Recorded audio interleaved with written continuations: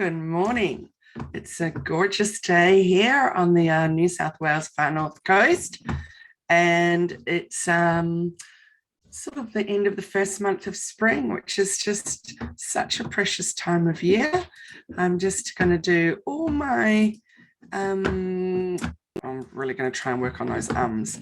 I'm just going to do my important housekeeping bits where I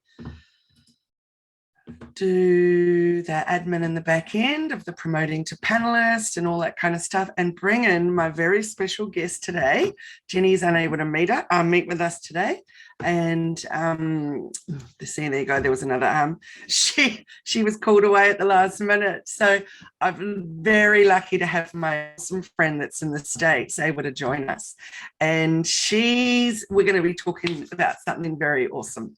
So I'm just bringing my team up to panelist and making all that stuff, so just bear with me while I do the behind the scenes admin-y stuff. And yay, Tracey's in the waiting room, so I'm ready to go. Here she is coming up as a panelist, which is awesome. And welcome once she's here. I'm so pumped to have her. Yes! Hello! Yay to you across the waters. How are you? Yeah, it's so great to see you. Hello. Great to see you too. Oh, I'm having a little croaky voice this morning. This is everybody. This is Tracey Lee Davis from Zing Pop Social Media, and she's joining me all the way from, am I saying it right? San Jose? Yes. Yes, San Jose. And where are you now? I know you're in Silicon Valley. Yes, I'm in the Silicon Valley. So San Jose is about 40 minutes south of San Francisco. So that's the closest major city, even though San Jose is actually bigger than San Francisco, but more people know San Francisco than San Jose. So yeah. I knew you were near San Francisco, but I had no idea it was bigger. Yeah, it is a sprawling place, and with all of the tech here now in the Silicon Valley, San Jose is just huge. It's ridiculously large, both size-wise as well as population. So when you go and meet up with a friend, or you just meet a colleague for a drink or something like that, is all the talk tech everywhere around you? No, I mean, I guess it depends on where you go. Certainly there are going to be tons of places that are very popular with the tech crowd. If you go to a place that's really close to Apple, because Apple's in Cupertino, which is a couple towns over, so that's, it's if there's no traffic, it's 10 minutes away. And so if you go to the various bars and establishments that are over there, then of course there's going to be a lot of tech talk, but it's it all depends on who you're with, I suppose. Yes, I imagine that it does. So, and it's the afternoon over there, isn't it? So you had a big day? Yes, because I am in the middle of a 2-day conference. So we had, and I'm hosting it with my other business, along with Zing Pop Social Media. I'm the co-owner of the Women's Networking Alliance, and we have an annual conference. This is our 14th year of doing this. And so we had day one this morning. That went for 3 hours. And then I had 2 clients, and now I'm doing this. Yes. I am glad it's the end of the day. And after this, I'm going to have a glass of wine. I had actually thought about doing it during this, but then I said, no, I'll wait. I'm having my morning cup of tea. So, just have some water to hydrate. So I'd love to let everyone know how we met. So you might not know that Tracey has been a guest on here before, and we talked about our fabulous meeting. So it was at Social Media Marketing World last year, which literally feels like a lifetime ago. So, last March in San Diego, and we met because we went to a sort of like a meetup for women who run women's networking groups. And my one is Positive Passionate Businesswoman. And you, of course, as you said, the Women's Alliance. So how's that been going? Women networking with women? It's great. I actually came into Women's Networking Alliance, or WNA. I was friends with the founder. So I am the co-owner now, but I was not, obviously I didn't start it, but I was friends with the founder. I was helping her after I got laid off from my past career. She kind of tucked me under her wing and really helped me get established with my new business.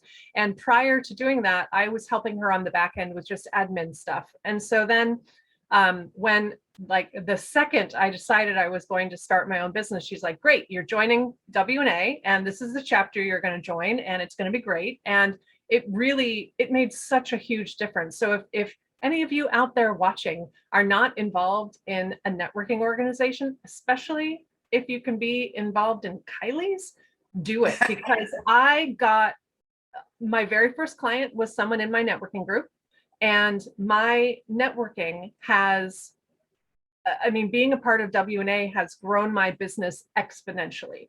And not only have I gotten so much business, I've gotten a ton of great friends, and I have my bookkeeper, my accountant, my chiropractor, my acupuncturist, my massage therapist, like every single thing that I use for my personal care and my business, they're all people that I've met through networking, and they are amazing. So I cannot more strongly recommend that you check out Positive Passionate Women. Did I say it right? Is it Positive Passionate Women? Positive Passionate Businesswomen, but Positive Passionate Women is what I shorten it to anyway. So very awesome. Thank you. I just realized I forgot to click on the Let's Go Live on the custom live streaming service. So I'm going to do that now, and I'll reintroduce you, and then we announce our topic, which I'm very excited about. So just doing that little bit in the behind the scenes bit. And also here's my lovely team member Honey arrived in the room, so I'll just put her as a panelist because she's doing all bits and pieces behind the scene. So hi and welcome everyone. Thanks for joining us to Bite Size Conversations. This morning we're joined with both, I guess, Tracey Davis from Zing Pop Social Media, and we're going to be talking about relationship marketing. And what I love about digital everything is that Tracey and I are in opposite parts of the world right now. So Tracey is in San Jose, just below San Francisco. Did I get that right? That's correct. And I am in a tiny little village called Bangalore, just below the Queensland, New South Wales border. So we're in lockdown right now. Just a little further north, not in lockdown at all. In fact, even 20 minutes south, not in lockdown. Oh, it's very unusual the way that we do our lockdowns here. But there you go. And as you would know, when you work from home or a little office away from your home, lockdown doesn't really make much difference, does it? Because you're just doing your Zoom business and away you go. So yeah. I am a lucky one for that, that's for sure.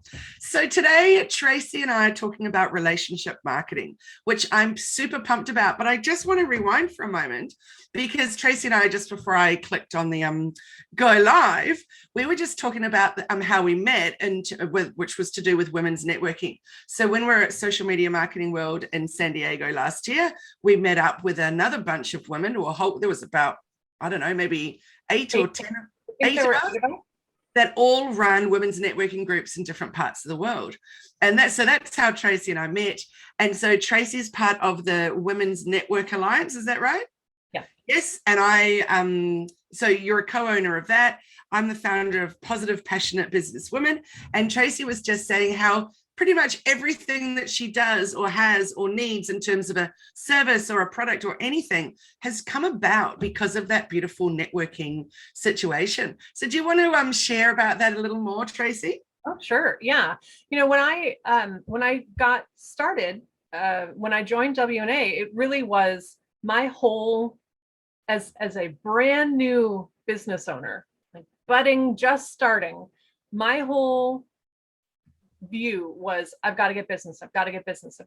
So it was very much like me. What can I get out of networking? And it has, been amazing for my business because I've gotten so much business through my networking contacts, not just from them, but also referrals that they give because of knowing me. But then all of them, I use their services too. So it has been so fantastic for me and for my business, because they all support me in various ways that make my life better. I mean, I have a chronic illness, I have Lyme disease, and my functional nutritionist, who I met through networking, through Women's Networking Alliance, she was immense in my turning a corner from feeling like I was going to die every day to being able to function like a fairly normal person. And it wasn't my doctors, it wasn't the Lyme specialist that I was working with, though of course she did very much help, but my functional nutritionist changed my life.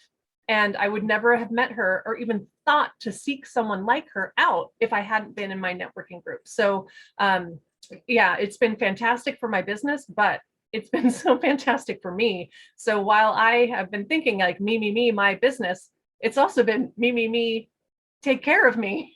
And I have then given a bunch of business back to other people in my group. So it's a really nice give and take where I get so much and I'm able to give so much too. I just think it's amazing. And I think a lot of people go into, well, think about the idea of networking and feel very awkward about it. It's like, oh, I'm going to have to turn up and really sell myself, or I'm going to have to meet people and I'm uncomfortable with that. And, there's a whole lot of issues around it. Well, for starters, my networking group is completely online. So we meet up, our meetups are on Zoom, etc.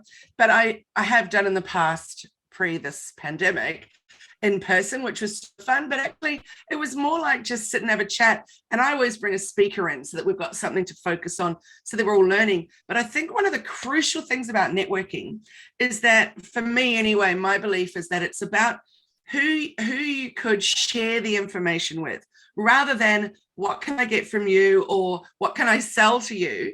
It's like, if I know about what you do and somebody then comes up that actually might really benefit from knowing about you, then I can pass that on. So to me, it's more about referrals in a way, and introductions. Yes. And that's one of the things, our slogan, I guess you could say, with WNA is that we are so focused on building relationships, because we really feel that when you build relationships, your business will just naturally grow with it. So it's not about, okay, let's get in there, here's your card, here's a card, here's a card. It's let's get to know each other, so that it really starts working on that like, no, trust factor. Because if I know of 5 professional organizers, the person I'm going to refer to is the person that I like the most, that I have gotten to know, and can say, I can put my reputation on the line because I know her and I know that she's going to do a good job. And so it's going to reflect well on me. And that you don't have that level of familiarity if you don't have some basis of getting to know each other. And you can't do that just by, here's my card. Absolutely. I totally agree with you. And that's so awesome that you brought up the know, like, and trust factor. I'm doing a workshop at 10 o'clock. I was saying 10 to you, but anyway, in half an hour, I'm running a new workshop series.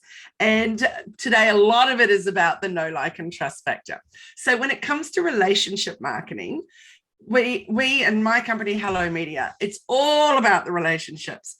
So I was writing this thing and I just wanted to read it out to you. It was a little stat that I found, which was that, hang on while I just pull it up. Oh, I've just looked at the wrong thing. Hang on. If you solve an unhappy customer's problem, 70% of those customers will shop with your company again. That's pretty amazing stats, isn't it? And there's one more that says it's between 5 to 25 times more expensive to acquire a new customer than it is to retain a current customer. Yes. Pretty mind-blowing stats. So for those people that sell a product online or have a service, why would you put all your focus into getting one person to buy once and then trying to always be looking for the next and the next and the next, when you've got the opportunity to take those people on a journey with you? Yes. So tell me, Tracey, then what do you feel are the most important things? Like, if you had to choose top 3, what would be your most important 3 in terms of a relationship marketing thought process? Well, the first thing that comes to mind is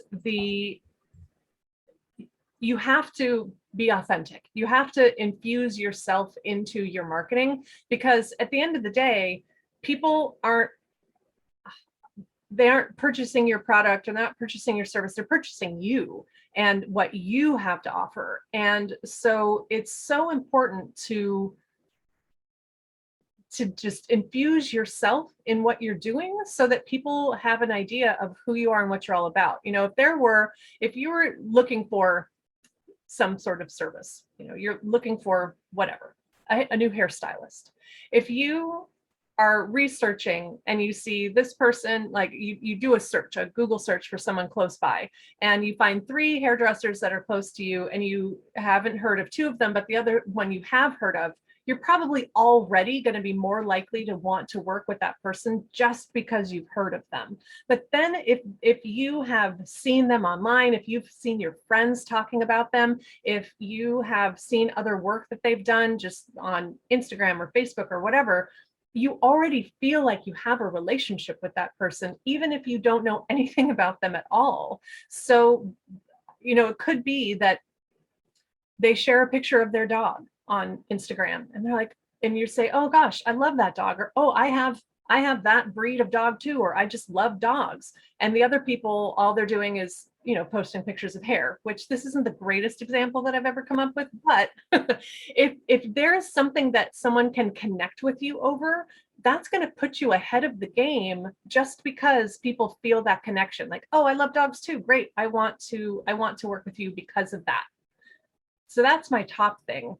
And I feel like I went off on a big tangent, but no, it was so perfect. I completely agree with you with that. I absolutely do. And a lot of people say to me, I don't understand why I wouldn't post things that are 100% relevant to my business all the time, and tell people what I sell, for example, whether it's a service or a product. And I'm like, whoa, easy, tiger. Really, at the end of the day, we want to have that relationship with the business, know the people behind the business, not necessarily just be sold to all the time. Well, not necessarily, not at all do we want to be sold to all the time. It's going to be very off-putting. So just like what you said, if I can relate to you on some level, then that's going to be way more appealing and give me a reason to keep following.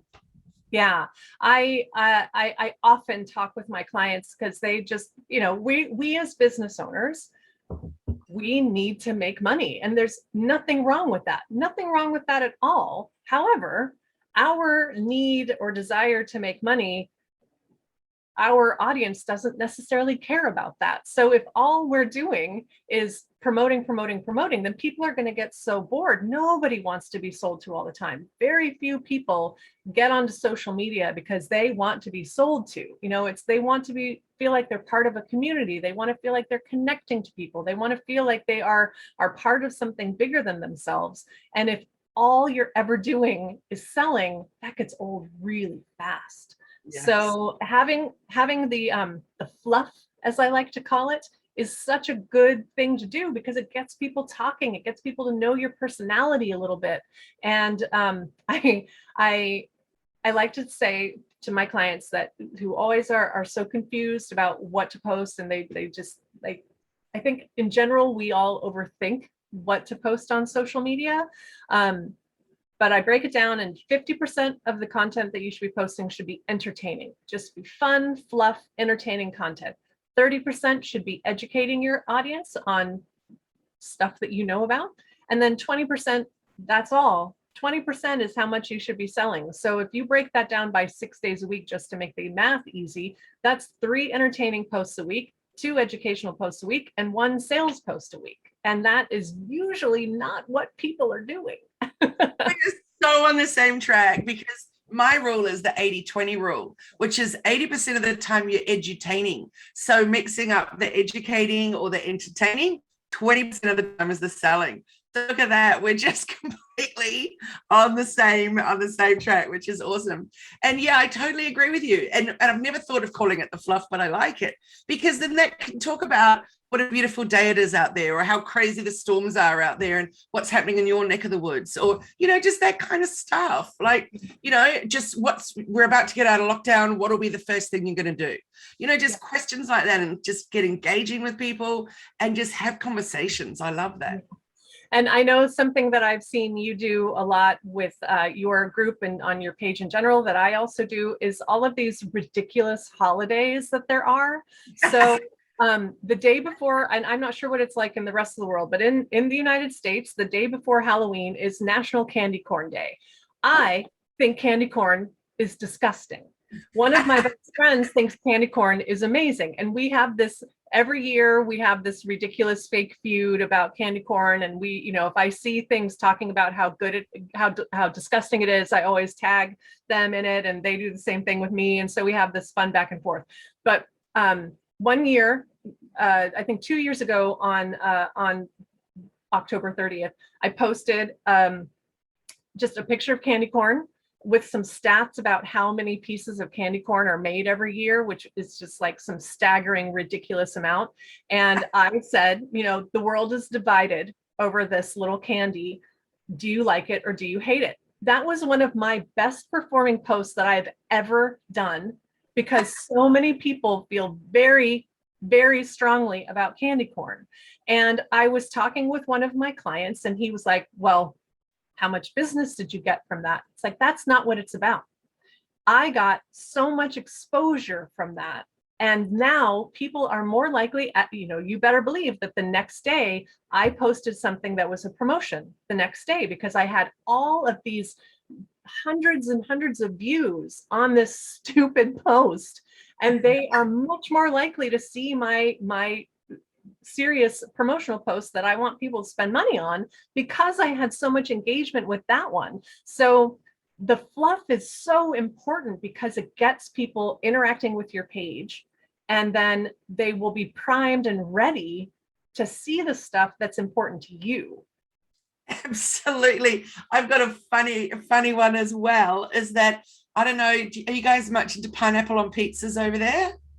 I think it's so gross. And that's another thing that the world is divided over, pineapple on pizza. So I have a client that is a pizza restaurant, and Oh. at least once every 4-ish months, we'll do a post that's, and literally it's the simplest one: pineapple on pizza, yes or no. Boof, it'll blow up, because everyone's got an opinion that they want to share. And then it'll often, even in the comments, it'll start talking about, yeah, an apricot chicken, that's a no-no. And sultanas in Moroccan couscous, that's a no-no. You know, like, it just becomes this thing, because it's a very polarizing issue. So yeah, you're right. You did right. Finding those things that are going to get, you know, they're going to get good interaction are just gold. But as you know, I love those days of the year. I love World Toilet Day. And also it's a great way to be able to tell people about random things that's just interesting, like World Toilet Day. Hey, let's talk about, how was the toilet even invented? And you know, I've been talking weirdly, it's an odd topic, isn't it? But my daughter has a puppy, so we're often, and we've got an old dog as well, so we're walking around the oval near our place, and there's men with their poop bags and their giant dogs, you know. And it's a funny thing, isn't it, that we will carry along a poop from another creature. We would never put our own in a bag and walk around with it. Such an odd thing.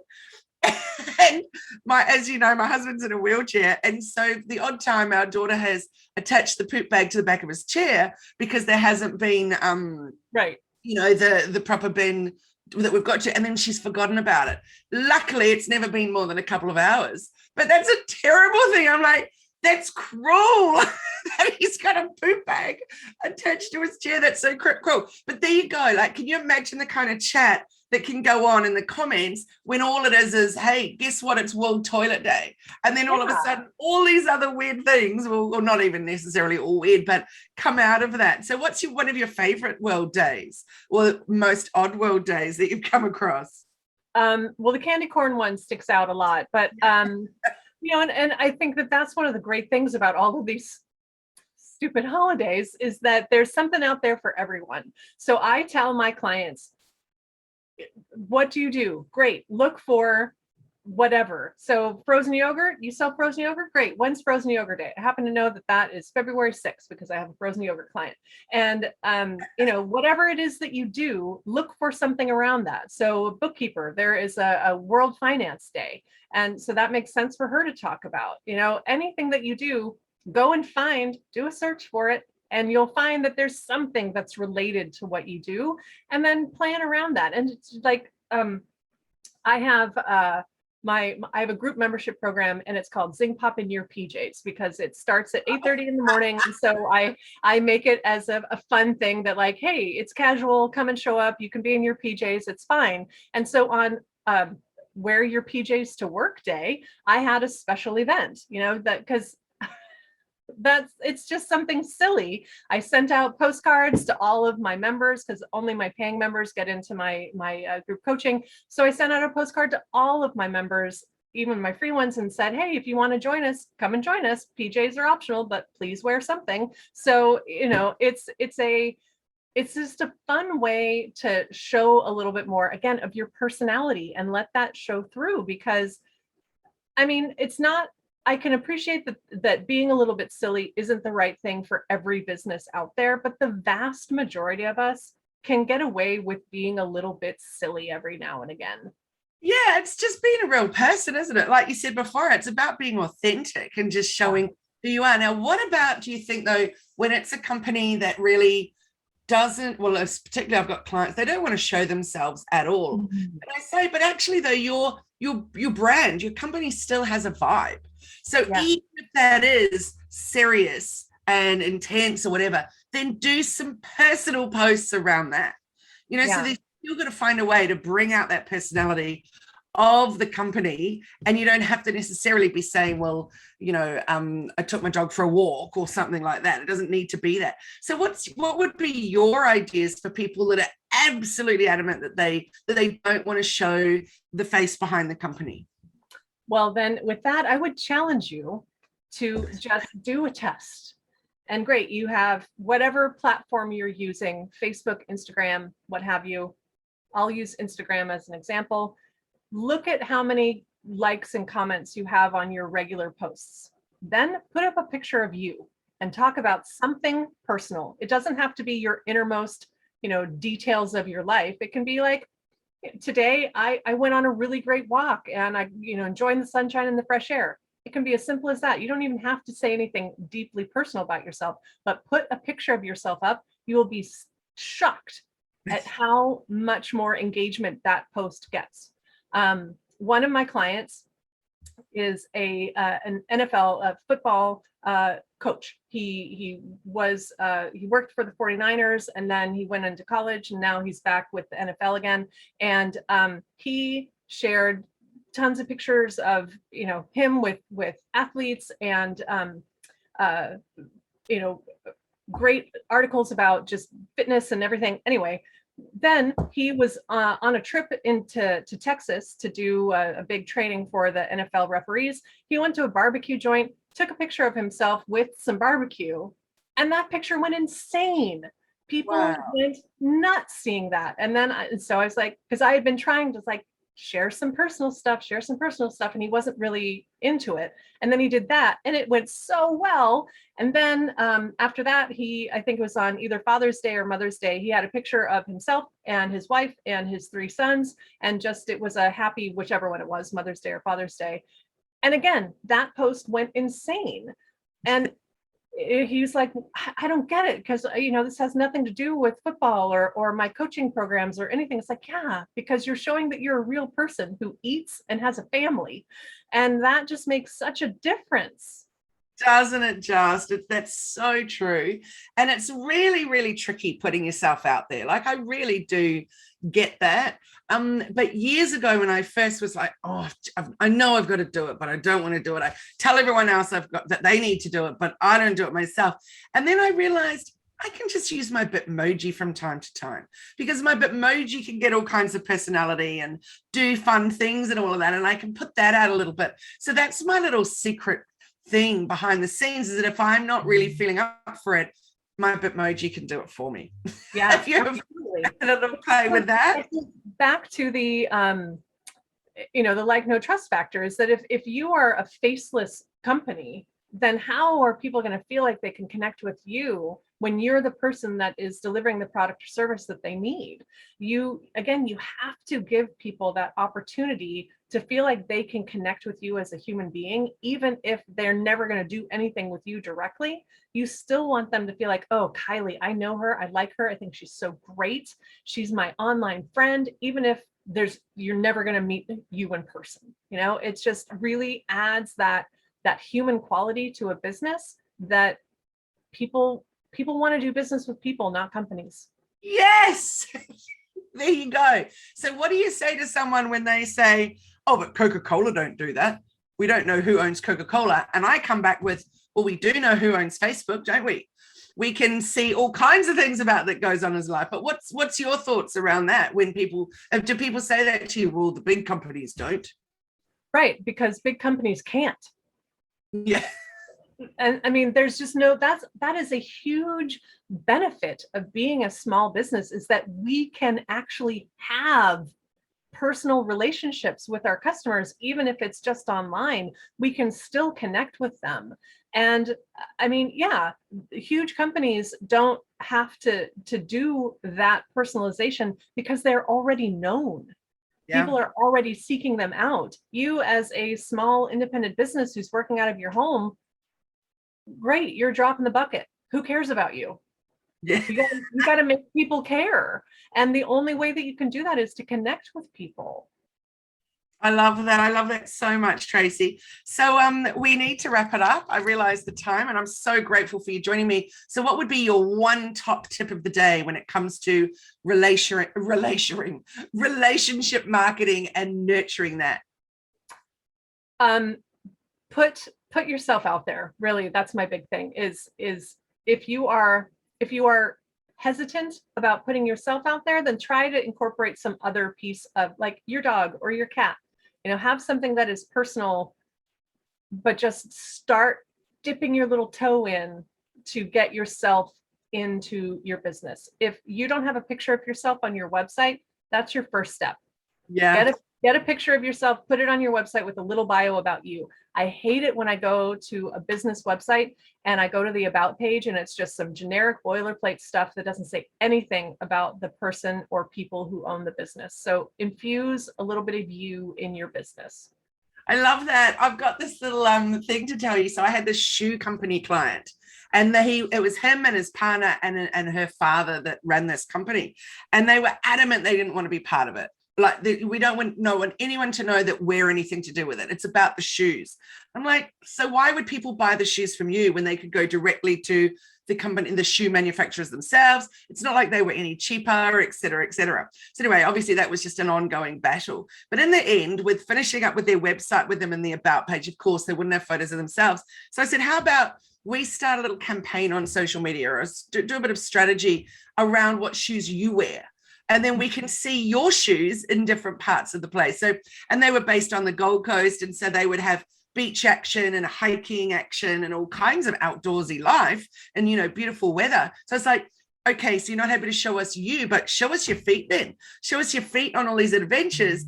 And so then on their about page, I got them to stand together in a little circle or triangle and take a photo looking down of the three of them with their shoes. I love that. That's so fantastic.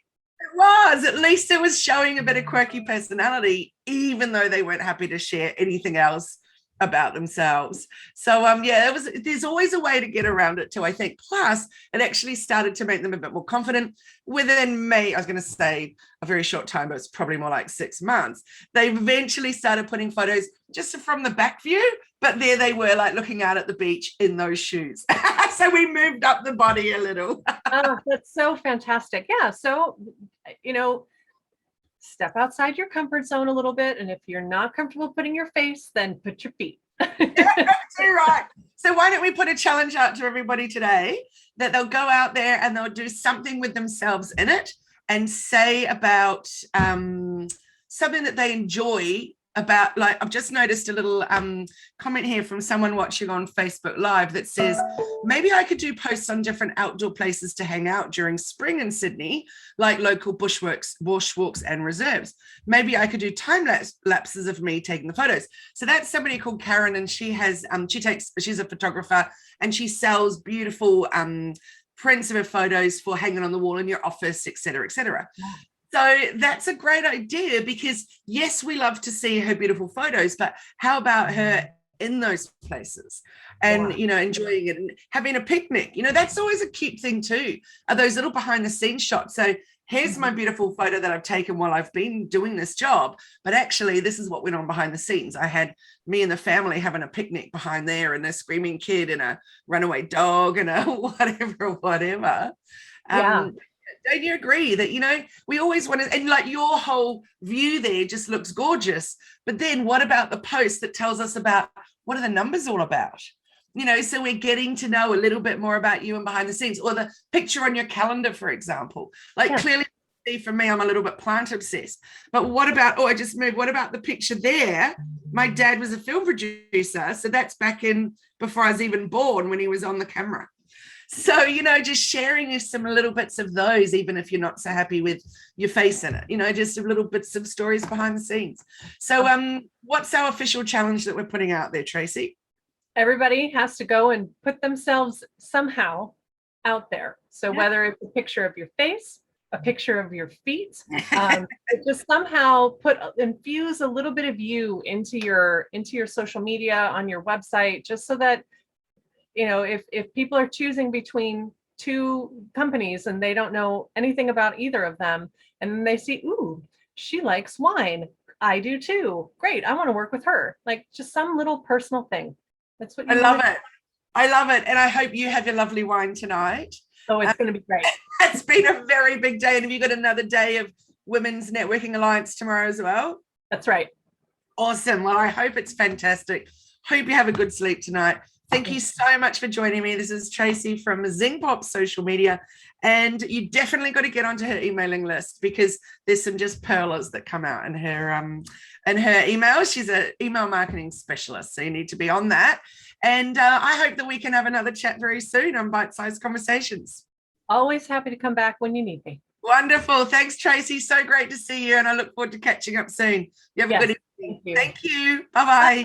Thanks for joining us, everyone.